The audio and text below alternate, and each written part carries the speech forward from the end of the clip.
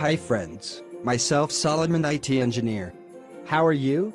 Hope you all fine. Today I'm going to show you how to join client system to a domain in Active Directory on Windows Server 2012 R2. Let's look our network plan diagram.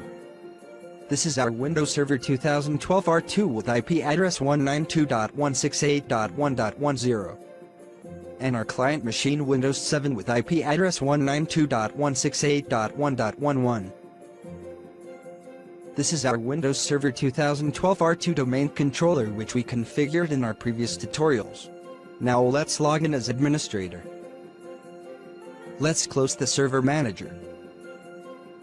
This is our domain controller. Let's check domain name first. Right click on computer, go to properties. Here you will find the domain tnt.local. Now we will check the network IP address for the domain controller which we configured already. Please refer our previous tutorials. Let's open run by using window R and entering the.cpl command. Network connection window will open.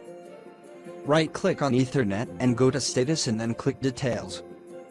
Here we can find the IP address of the domain controller as 192.168.1.10 and subnet mask 255.255.255.0. Now let's close this.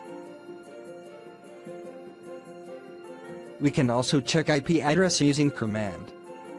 Let's look. Open run by pressing Windows R and then enter cmd. Now command prompt will open. Here enter ipconfig/all. Here you can find all network details. Now let's go to our client's machine Windows 7. Let's configure the IP address first. Open run and entering the.cpl. Go to Ethernet, right click, go to properties. Then go to IP4, enter the IP address 192.168.1.11 and subnet mask 255.255.255.0. And enter preferred DNS server IP 192.168.1.10 and click OK. Let's check the network between domain controller and client by ping command. Go to cmd prompt. Enter ping tnt.local T for continuous ping. Now go to System Properties. Click Change Settings. Then click Change. Then select Domain option. Enter tnt.local. Then click OK. Now enter Domain Controller Administrator username and password. Then click OK. Pop-up window will open, then enter OK. Click OK to restart the client Windows 7 machine. Now click Close.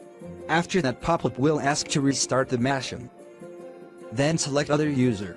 Here we can find the client machine has joined domain controller. Please subscribe tips and tricks for more updates. Thanks for watching.